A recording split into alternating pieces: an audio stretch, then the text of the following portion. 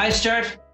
Hi, Aaron, and hi, everyone. It's really good to have you back with us. We've missed you over the past couple of weeks. We'll be doing a couple of meetings in a month now rather than one every week. Really glad to see that we're rocking the check shirt like there. Yeah, what's happening with that? Your beard's coming along well too. But if you really want to make the look match, it'll be easier for you to shave the head than it will be for me to grow as much hair as you have there. Not brave enough for that, but I'll just keep working at the beard. This month there will be 2 meetings in June. So we've got today's, and then there is another one planned, another June breakfast, and that's going to take place on Saturday, the 27th of June, and it will be going live at 9:30 that morning. Look out for announcements about that on the church Facebook page. Also for other meetings over the summer, if you tune into the church Facebook page, if you see anything, let other people know about it too. You can also look up our previous content on the church YouTube or the church Facebook pages, including this morning's thought for the week that was brought to us by Brian Stewart. Today you're going to see an interview that we conducted with Jonathan Rea, who is the creative director of New Irish Arts. You'll also recognize him from providing much of our worship music at our church broadcasts here at Hamilton Road Baptist Church. And then for our skill share today, If I could interrupt you there, Aaron, let me explain to the people, because we really searched for the most skilled, the most talented, the most gifted people to bring our next skill share. None of them were available. Absolutely none of them were available. So I done one instead. Well, I still think it was very good now, no matter what you're going to say about it. So, but yes, do take a look at our guest today in the special skill share. It's going to be good. Yeah, so definitely tune in to watch that. First of all, let's hear from Jonathan. We hope you enjoy. Hi, Jonathan. Very good to have you along with us. We've been looking forward to this interview with you. Absolute pleasure to have you here with us. Thank you, Stuart. Thank you, Aaron. That's nice to be able to get the chance. Have a chat. So, Jonathan, people will in Hamilton Road Baptist will have seen you leading worship from the front, and recently they've been seeing you in your own office where you are now, leading the worship in our recordings. So tell us a bit more about yourself, your wife, your children. Tell us a little bit about yourself, first of all. Okay. So my name's Jonathan Rea. I'm married to Jill. We have 3 boys, Oliver, Theo, and Archie. Oliver's 17, Theo's 14, and Archie is 7. So life is busy and noisy, even when we're all in lockdown. In fact, especially when we're all in lockdown. So yes, we live in Bangor, and we've been coming to the church for about 3 years now, 3.5 years or so. And yeah, that's us. Jonathan, you said you're living in Bangor now, but has that been your hometown, or where have you been brought up? And what about siblings and sort of church background when growing up as a young person? Sure. Okay. I have a younger sister. Grew up in a Christian family. My dad was in the Belfast City Mission when I was born. Well, shortly after I was born, and we lived in North Belfast for a while, and then we moved to Newtonards when I was about 8.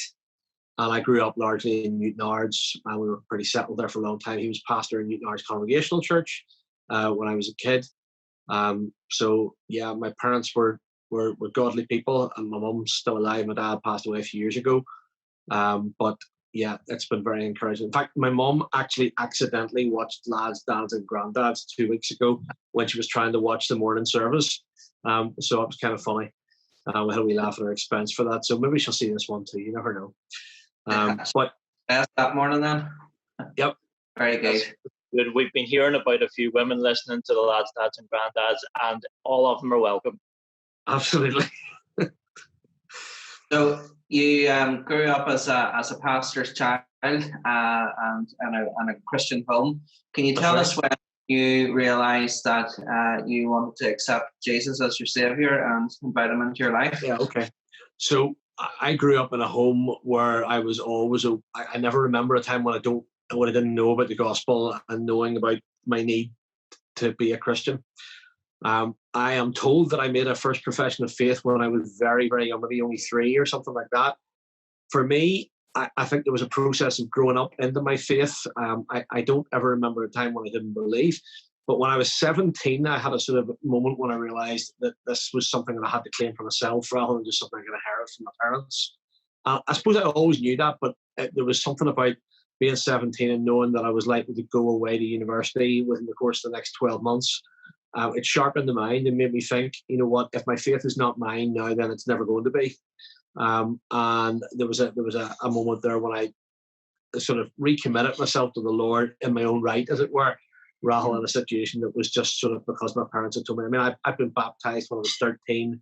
My parents had always treated me as though I was of the kingdom, and I believe I was a Christian at that early stage because I would always have confessed Christ as my Saviour. But I know that at that stage, at 17, I kind of claimed my faith for my own in a meaningful way and understood for the first time that it wasn't just something I could, not for the first time, but understood in a real way that it wasn't just something my parents could bequeath to me, but I actually had to own it for myself and have my own personal relationship with God that was properly operational in my own adult self. Because, you know, the prayer that I'd prayed when I was a tiny boy didn't really make a difference to my adult life each day. It was something that I had to commit to as a my own right. Thank you. What was it like being a believer in university, and what was it you studied? I studied music at university, and I had a very positive experience Christian-wise there, actually. There were incredible opportunities where I was. There was a strong Christian union.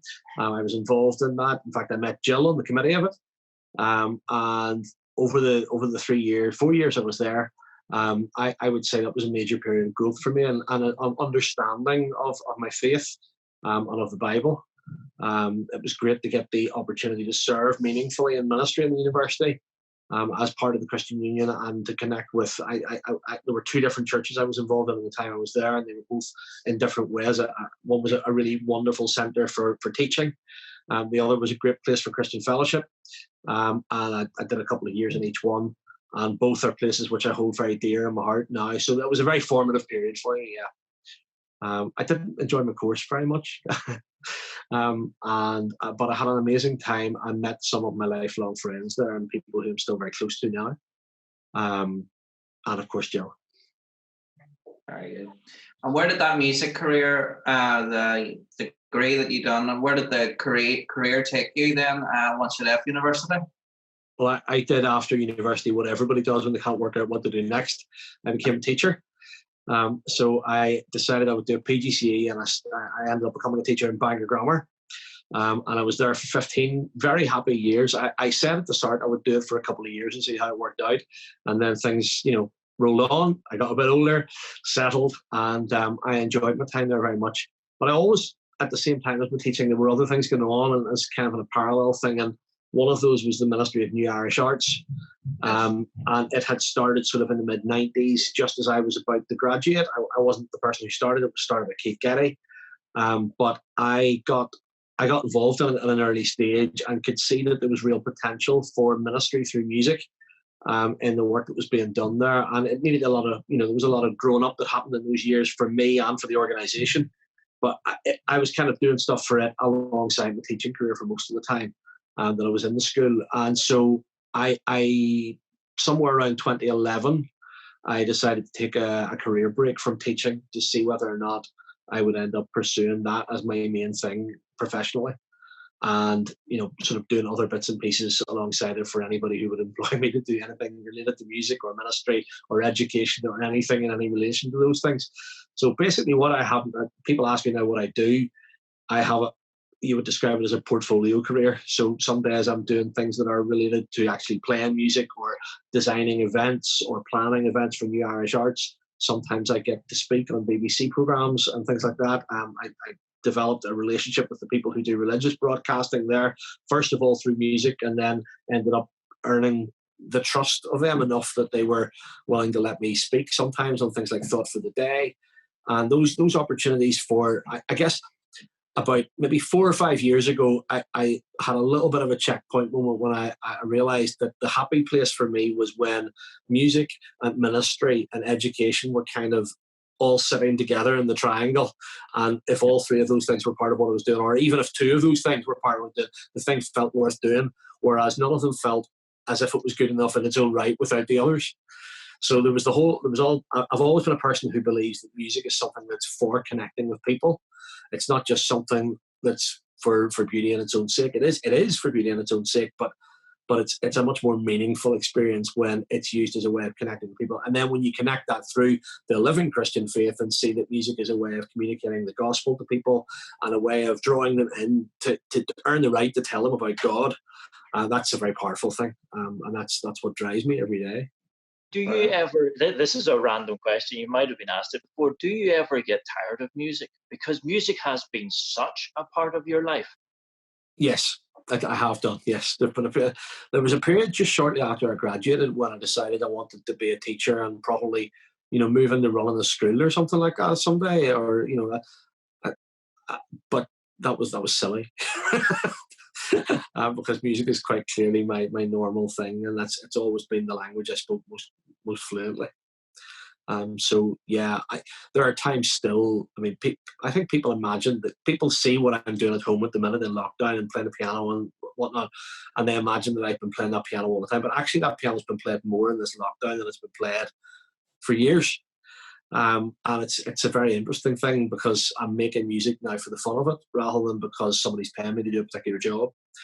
And so that's been an interesting part of the last number of weeks.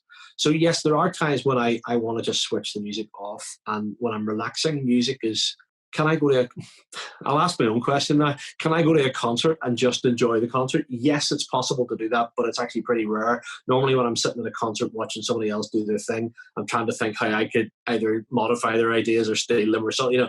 What way could I use their creativity to inform mine? So yeah, that's definitely a thing. But at the same time, I also quite like the thing of being able just to listen to music for fun sometimes, and there's certain things I would listen to in the car or whatever, but a lot of the time I switch off by watching television rather than by listening to music. I think everyone's glad that you stayed with the music. I remember going to visit. People may not know that our fathers were very good friends. Yes, I distinctly remember playing in the garden with you in the back of your house in Coleraine when we were kids. Although I think you're younger than me. But a year or two, yeah, I think so. Yeah. But I remember going along to Newton Arts Congregational to visit, and you were playing the piano there by yourself, leading the music from a very young age, from being a boy. Do you know what age you were whenever you started doing that? I do, because I remember the guy who made it happen. This is possibly the best thing I'll tell you. There was, when we moved to Newton Arts, I was eight and a half, and the first harvest service we had was only about a month after we'd been there, and it was a new place for us, and I wasn't really fully settled, I guess. I was a wee boy, but there was this man who was the organist in the church, and he was a man called Raymond Finlay, and Raymond had this thing where he spotted that I was interested in music. He came to my house and said, "Look, do you want we'll move the piano out of the church hall into the church for the day, for the harvest thing, if you want, and you can play along with me if you want." And I was like, "Wow, this is great." And he came and he taught me some things to make sure I was playing the music right along with him, rather than playing chords that were going to clash and things like that. And it was really inspiring because he had taken the time. And I didn't obviously read it this way when I was 8.5 years old, but looking back on it now, the fact that he was prepared to take the time and sit with me and show me what a diminished chord was and help me how to learn how to play it and understand how it fitted in, the great as I faithfulness, that's never left me and never will to the day I die. But the thing he did next was even bigger, because he actually went, the church hall piano had to go back to the church hall after the harvest day, but Raymond went and he got an old piano and refurbished it with his own hands. Literally put the sweat of his brow into turning this piano into something that could be used in the church on a regular basis. And he put that in so that at the age of 9, I was able to join him every Sunday. And that was such a huge developmental thing for me. And he could never have known that that was going to be so much part of my story as an adult or whatever. But I find that such an inspiring thing, even in terms of thinking of my own interactions with young people and trying to encourage gifting in music and so on, even through New Irish and even in ones that you meet around the church.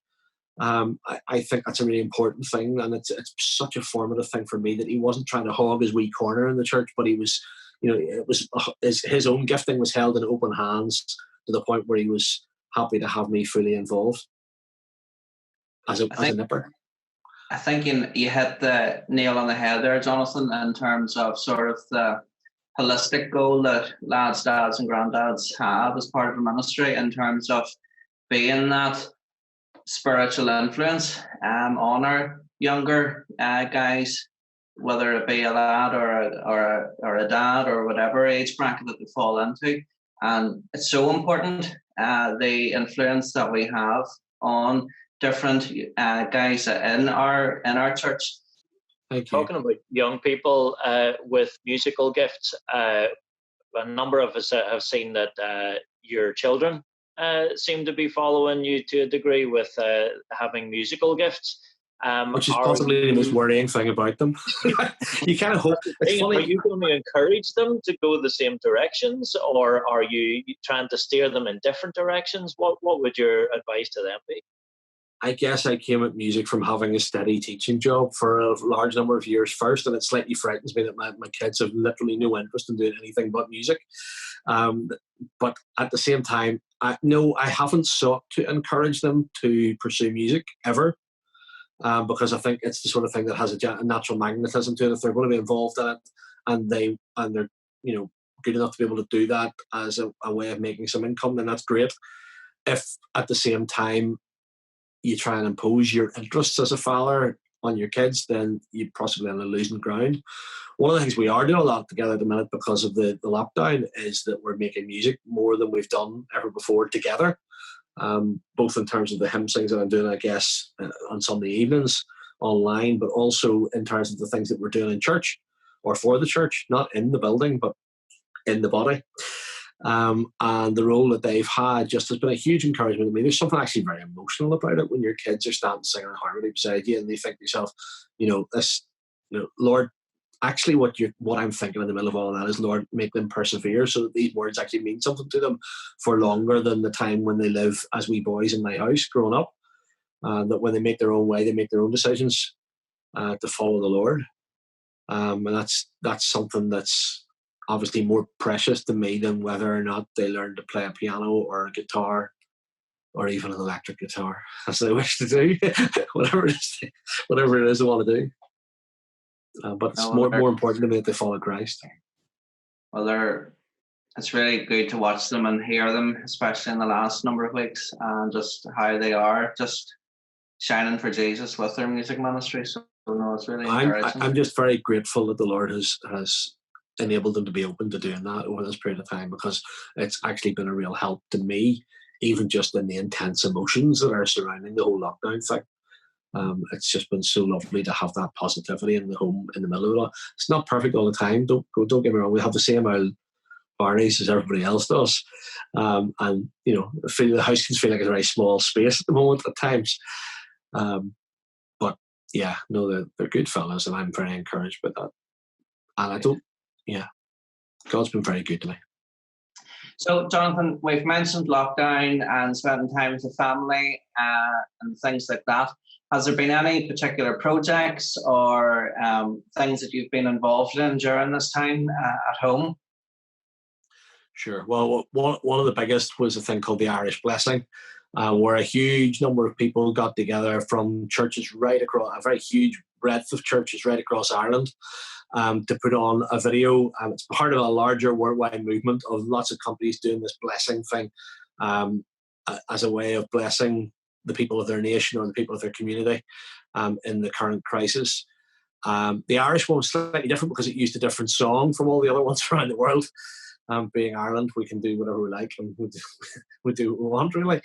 That wasn't necessarily my idea. I was phoned maybe 5 weeks ago by a guy in Dublin who had the vision to bring the whole project together, and he was bringing together a team, and my job was basically to look after the music side of it.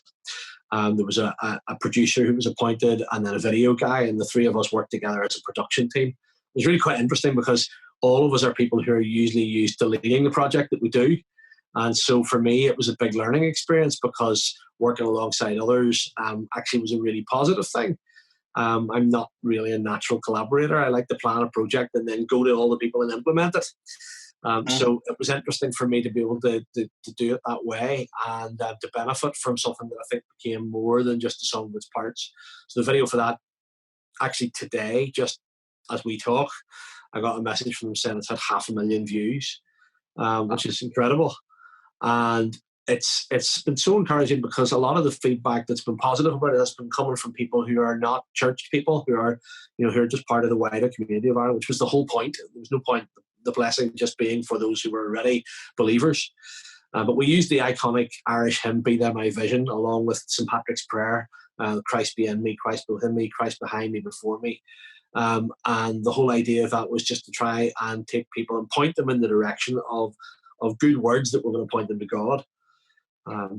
So it was an exciting project to be part of. And then, of course, on Sunday nights, I've been singing hymns at my piano. It started out as something where I was just going to sing a few hymns one night for 20 minutes, and then one thing rolled into another, and suddenly I kind of sense now if I stop doing it, there'll be a lynch mob at my door. It's quite part of our Sunday evening routine now, logging on. Well, it's also become I find that in this period of lockdown, if I'm busy and I'm doing stuff, if there's something for me to get my head into, I'm kind of okay. Despite the frustrations. I mean, my health, I don't have a shielding letter from a doctor, but I have a number of circumstances in my health which mean that I was being extra careful. And so we've been staying at home more probably than most people have, even over the last few weeks, and we're being extremely cautious even now. And so that could very easily get to your head and start to play with your whole state of contentment and worry. Could set in so easily. So for me, there's been a real emphasis on just trying to keep busy and active and using the things that God has given me to do as creatively as I can, just to try and be as positive as possible for myself, and then to spread that to others as well. I think there's something about how we face circumstances like this at the minute that shows an integrity if we can get that right in terms of how we relate to the outside world. And I think it's great to be able to use those opportunities that the Lord has given us these days, even online, Definitely. Stuff like this, to encourage others. I've really enjoyed hearing the old hymns again. It's bringing me back to my childhood church, where I grew up, where it was more traditional to where we are now. So Rachel, she's telling me that she knows the songs only because of singing them at her old church. So no, it's been really good. Encouraging for us. It's funny. I think people sometimes think I'm on a mission to take us back to old hymns, and that's not actually fully true. I'm on a mission to try and get people singing as broadly as possible and to get the best from all the eras, because I really think passionately that it's really important that we have a very broad diet of that sort of thing, not just in our own church, but as widely as possible. I think for the church, it's a good thing to draw things that are, the date from before we were born and things like that, and to benefit from the ways in which different eras in Christianity have expressed themselves in language. So, the language of Charles Wesley is very different from the language of somebody like Fanny Crosby, who wrote Blessed Assurance, a wee bit more sentimental in terms of the way it's worded, which is in turn very different from the way Stuart Townend writes a lyric or any of the other people that we grew up listening to the songs of. And so I think it's very important that we hear as many different expressions of biblical truth in our songs as possible. And I think that's a really helpful thing to do. Absolutely. No, well, we in our household we're very appreciative for your ministry even on lockdown, so it's been very encouraging for us. The response to that's been very personally encouraging for me, I must admit. Likewise, we've been really blessed with it, Jonathan. We really enjoy our Sunday nights, and we make sure that we're there for you switching on, and we listen to the full time. It's far better to listen to than anything else there is. We've really enjoyed it. And on the very first one that you done, it wasn't hymns, and there was a song that crept in there that my Daniel has been singing constantly anytime he hears the name Johnny Rea. You know what I'm talking about? This is a stupid. This was the concert we did way back before I thought of the idea of doing a hymn sing. Yeah, okay, yeah. This is a song called I'm the Real Johnny Rea, which is about the motorbike guy and all the confusion that's happened over the years, because I own JonathanRea.com, he owns Jonathan-Rea.com, but our Twitter feeds are the other way around. So that's the time I've been getting stuff that was intended for him, including plane tickets and all that sort of stuff. So yeah, we've never met. There's always time. We've really enjoyed all of that. We've got one last question for you, and it's just really to let people know that any of the men who are watching this who are maybe going through a difficult time in lockdown, things are starting to ease. We've had a broad spectrum of people who'll be listening to this. Have you a message or a thought that you want to leave with people just before we finish the interview? This is the second time my life has been put on pause. The first time was 7 years ago when I had pancreatitis and ended up being out of commission really for about 3 to 5 months, slowly creeping back in after that. That was a life-defining thing for me when my life had a pause button put on it for the first time. And there are echoes of that in what's happening at the moment because I can't do a lot of the normal things that I normally, but the difference is everybody's in it together this time. And I think in those days back in 2013, when due to illness, I couldn't do my normal thing, the Lord taught me an awful lot about myself, about what was important in life, and about what was worth the effort and what was worth ditching. And when we look in the dark times and we understand that we still believe, then that tells us something very profound about our faith. And it can be actually a very inspiring thing to come through the other side. I am looking forward to the day when I can make music with other people in a space again, very, very much more. I find it very hard not to be able to do that because that's what I've spent my life doing for so much of the time. But as I'm waiting in that, I have to understand that there are things that God will teach me on a day-to-day basis about patience and about kindness, even about passing on that level of, you know what, the Lord only allows us to take one step at a time each day. We don't know what's coming tomorrow. You know, there are people who faced the illness that happened to me back then came, I hosted a birthday party for my wife one night and was in an ambulance the next. It was as sudden and striking as that. And when that's happened to you once in your life, you tread a little bit more lightly on the things that you want to do and your plans and all the rest of it. And I think that responsiveness that we can have to understanding God's control and God's sovereignty in our lives and how that, you know, when the rubber hits the road, what does it really look like? To know that God is working in all circumstances for the good of those who love him. And I think we need to sometimes look for God's mercy in the situations that are presented to us. And even, you know, I guess there are many people who are looking ahead, not knowing what financial life is going to be like. A lot of guys are worried that they can't be the income in the same way as what they've been used to.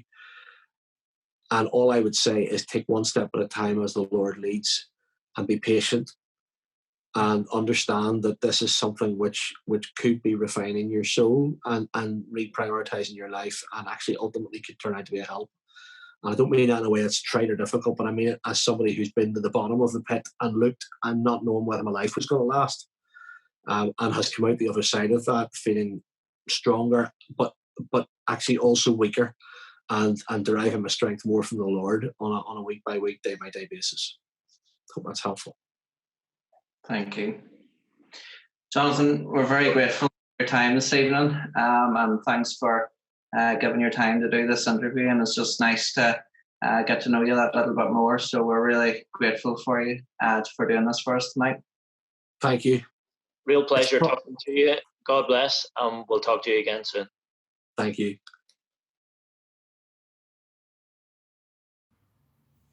Hi everyone, Stuart here from Lads, Dads and Granddads. I'm going to do a cookery segment with you that's easy, that is something that all of you men out there can do, and it's turning something that you maybe only use as a snack into a meal that can feed your entire family. It's something I've been cooking since I was 9, but it took me a long time to realise that me and a lot of other people in Northern Ireland haven't been making the most of it or cooking it well, and it's packet noodles. Don't turn off! It's only packet noodles, but it's something you can turn into a really exciting meal. So join me and we'll go through a few steps and see what we can do. And I'm going to get a little bit of famous help here to help me out as well. Say hi, Spider-Man. Hi. There's 3 main components for our nice noodle meal, our ramen. They're the noodles themselves, the broth that it sits in, and then the contents that you put in with it. You can look up lots of recipes on YouTube, but we're going to keep it simple today and have chicken and mushroom as our main contents. The first thing we're going to do though is preparing a couple of hours ahead. Is we're going to roast a whole chicken. You can buy these quite cheap, about £4 or £5 for a whole chicken. That'll feed your family. That'll make the main part of our broth and the chicken portion that we're going to add into it. Follow the supplier's guidelines on how long you're going to roast your chicken for. Preheat your oven. Put your chicken in for the time that it gives. Cover it in foil in a baking tray, or use a cast iron dish as we're going to use here.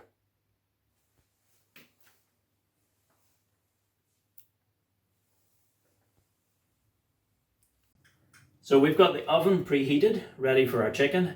One of the things you need to do is add a lot of water. Now this is a kettle that I've boiled and allowed to cool down just a little bit. We're going to add a lot of that water in. Come in and have a look. It's going to help the chicken cook, help it be nice and soft, and a lot of that is going to be able to make our broth. I'm adding it in warm because it'll help the oven cook it. Now we got to add in some pepper and some salt. Thanks, Spider-Man. Now into the oven. So when we're waiting for our chicken to be done, our chicken's nearly ready, we're going to prepare a few other ingredients. One of the ingredients we're going to do is scallions. The other one is egg. We're going to show you that two different ways. First way is to boil an egg. So we get an egg ready to go. And the other way is to make an omelette.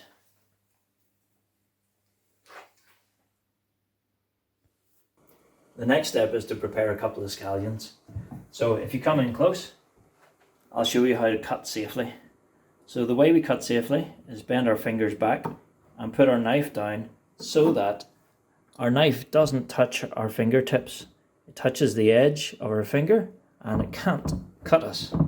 Let me show you. We take the root ends off the scallions and then we just cut our way up nice and calmly and easily until you learn to get a bit faster, and then you can go a little bit faster with this. We just keep our fingers out of the way and take our time if we need to.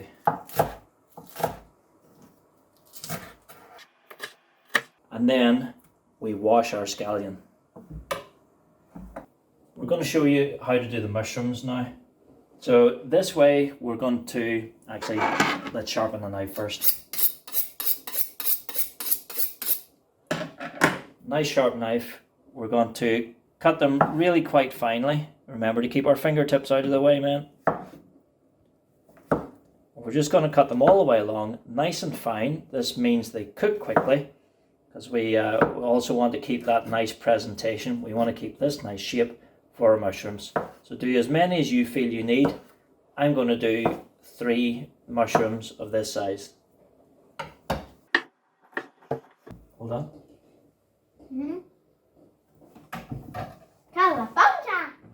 Our chicken's cooked, so let's have a look and see what it looks like. So now we're going to remove the chicken from the pot, ready to cut up. And we're going to use the juice that's in there as the basis for our broth. Now we've taken the chicken out of the stock. We need to add our stock into our pot to get ready to make our broth. And I'm going to get Spider-Man's help to add a few other ingredients to our broth. Some garlic. Some ginger, some dried chili, some 5 spice, and some black pepper.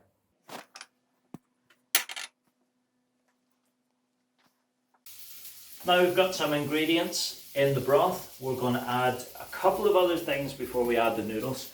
Now, the best noodles to go for are ones that you'll see that have oriental writing on them. They're just better than the things you get locally. We're doing 4 packets of noodles, and it's just the dry ramen noodles. But we're only going to add 2 of the flavour packets. When you open these up, what you get is a flavour packet and some noodles. So Spider-Man's going to add 2 flavour packets for our 4 things of noodles. Really careful, Spider-Man, it's hot stuff. Oh! not done. And after he's added 2 packets of flavour, he's going to add the noodles themselves. Go ahead, Spider-Man.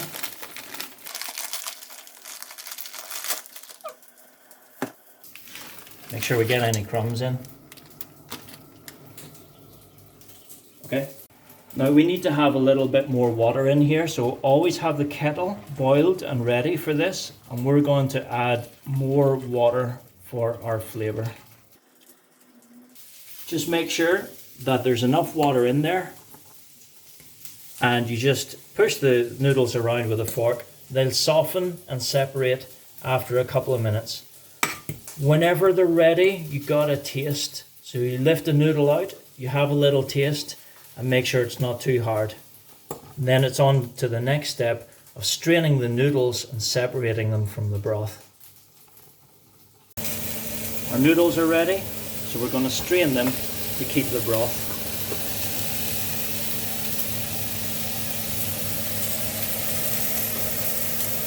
Once we strained the noodles out for our broth, we're going to add more hot water from the kettle. Don't worry, we've got a lot of flavour in this, so it's not going to dilute things.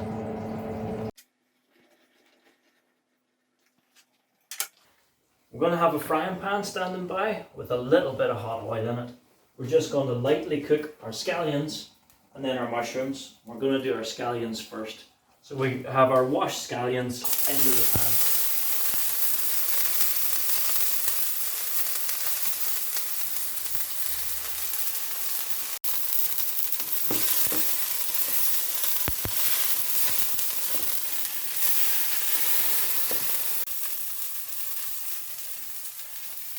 Once our scallions are done, we remove them from the pan.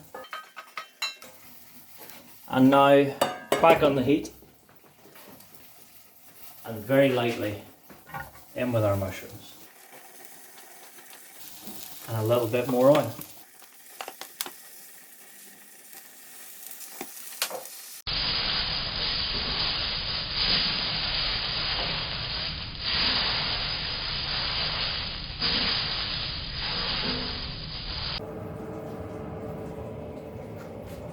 Next step is to make an omelette. I've cracked 2 eggs into a jug and we're just going to mix them slightly and very quickly make an omelette. We're not going to season this at all because we're going to add something later on that'll season it for us. Just make sure you've got some oil in the pan and just move this a little bit just to make sure that it doesn't stick. Whenever it's ready, we're going to roll it up and then serve it with the noodles.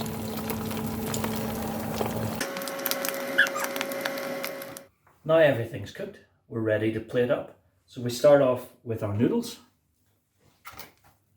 and have a nice big bowl ready to go.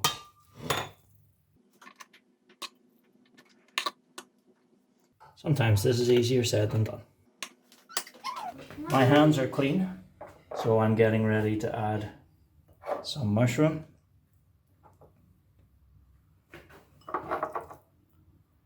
Our scallions that we made. And then our chicken can be sliced or just pulled apart if it's well done. And you remember our omelette just rolled up and cut, and our boiled egg. Did you do that?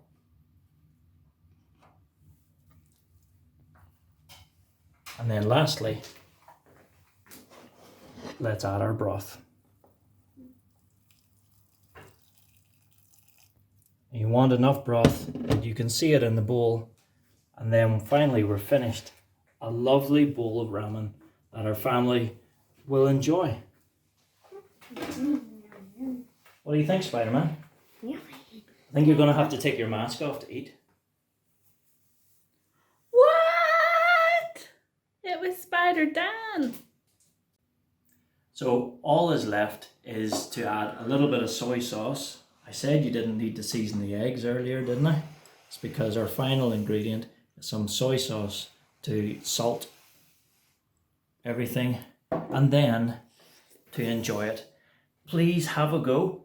Post your pictures, post your success or failure stories to let us know how you've got on in making your own noodles. And hopefully this changes your mind from changing a simple snack into a meal that your family can enjoy.